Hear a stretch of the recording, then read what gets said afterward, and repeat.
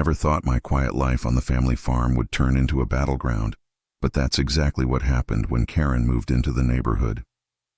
Our farm had been in the family for 3 generations, tucked away on the outskirts of a growing suburban development. The land was mostly fields and barns, with a long dirt road that cut through the edge of what had become an HOA-governed community. That road was our lifeline. Trucks came in for feed, we hauled out produce, and it was the only way to access the back acres where we grew our crops. But Karen, the self-appointed queen of the HOA board, decided it was an eyesore. She was one of those types. Perfectly coiffed hair, a clipboard always in hand, and a knack for turning minor gripes into full-blown crusades. From the moment she bought the house next to our property line, she started complaining about everything. The smell of manure, the sound of tractors at dawn, even the color of our barn roof. It started small. One day, I got a letter from the HOA citing some obscure bylaw about unauthorized access roads, disrupting the community's aesthetic. I laughed it off at first. Our farm predated the subdivision by decades, and that road was grandfathered in under old easements. But Karen wasn't joking. She rallied the board, claiming our traffic was lowering property values and posing safety risks. Before I knew it, they installed a gate across the road, complete with a lock and a sign reading, "Private property, HOA members only." I was furious. That gate blocked our only direct route, forcing us to detour miles around on busy highways, adding hours to our workday and risking our perishable goods. My wife, Sarah, and I were already stretched thin financially. The farm wasn't a hobby. It was our income, supporting our 2 kids through school.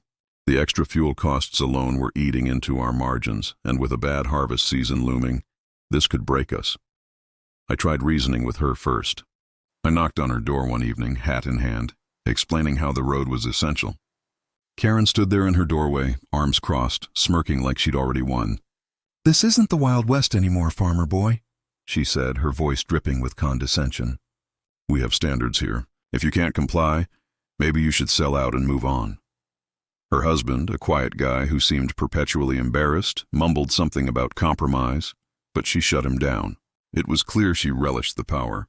I learned later from neighbors that she'd bullied others too, fining one family for a kid's playset that was too garish, harassing another over holiday lights. But with us it felt personal.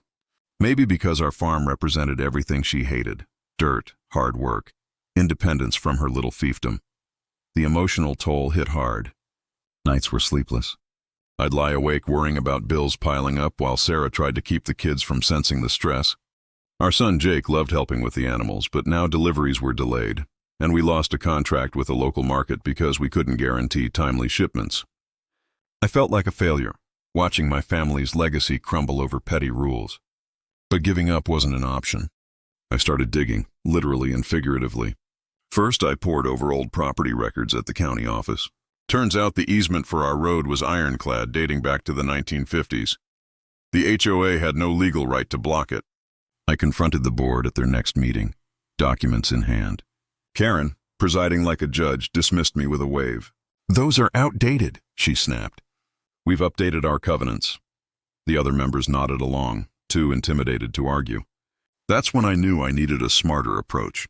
I hired a lawyer, scraping together funds from savings. His name was Tom, a no-nonsense guy who'd dealt with HOA tyrants before. "These types thrive on intimidation," he said, "but they fold when you hit them with facts."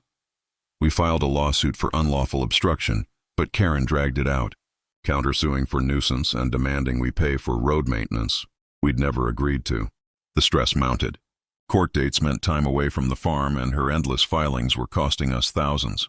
Meanwhile, she escalated. Anonymous complaints to the health department about our livestock, even calling animal control claiming our chickens were strays. One night, I caught her snooping near our fence with a camera, probably gathering evidence. It was infuriating. Here was this woman with her manicured lawn and luxury SUV, trying to destroy our way of life. But in digging through those records, I uncovered something bigger. While reviewing HOA financials, publicly available but buried in fine print, I noticed irregularities. Dues were high, yet community improvements were minimal. Where was the money going? I started asking around discreetly. A neighbor mentioned offhand that Karen's husband owned a landscaping company that got all the HOA contracts, no bids required. Another whispered about kickbacks from vendors. It smelled fishy. With Tom's help, we subpoenaed more documents. What we found was a gold mine. Karen had been embezzling funds, funneling HOA money into personal accounts disguised as consulting fees. Her criminal empire wasn't some mafia setup. It was a web of fraud, tax evasion, and conflicts of interest. She'd approved inflated contracts to her husband's business, pocketed rebates, even forged signatures on board minutes to cover tracks. The revenge plan crystallized. We couldn't just win the road battle. We had to expose her entirely. Tom advised caution, gather ironclad proof to avoid slander claims. I spent weeks cross-referencing bank statements, emails leaked by a disgruntled board member, and public records. One rainy afternoon, poring over spreadsheets in our kitchen, Sarah spotted a pattern, transfers matching dates of HOA events, but amounts far exceeding costs. "This is it," she said, her eyes lighting up for the first time in months. We built a dossier complete with timelines and evidence. The climax came at the annual HOA meeting, packed with residents tired of her reign. I stood up during open comments, heart pounding. "Before we vote on the budget," I said, "let's discuss where our money's really going." Karen's face paled as I distributed copies of the evidence packet. Gasps rippled through the room. She stammered, "This is libel." "I'll sue!" But the crowd turned. Neighbors shared their own stories, overcharges, ignored repairs. By the end, the board voted to remove her as president on the spot. Police were called. An investigation followed. Turns out, her schemes totaled over $100,000. She faced charges for fraud and embezzlement, her husband implicated too. Their house went up for sale months later, foreclosed. As for our road, the gate came down immediately, with apologies from the new board.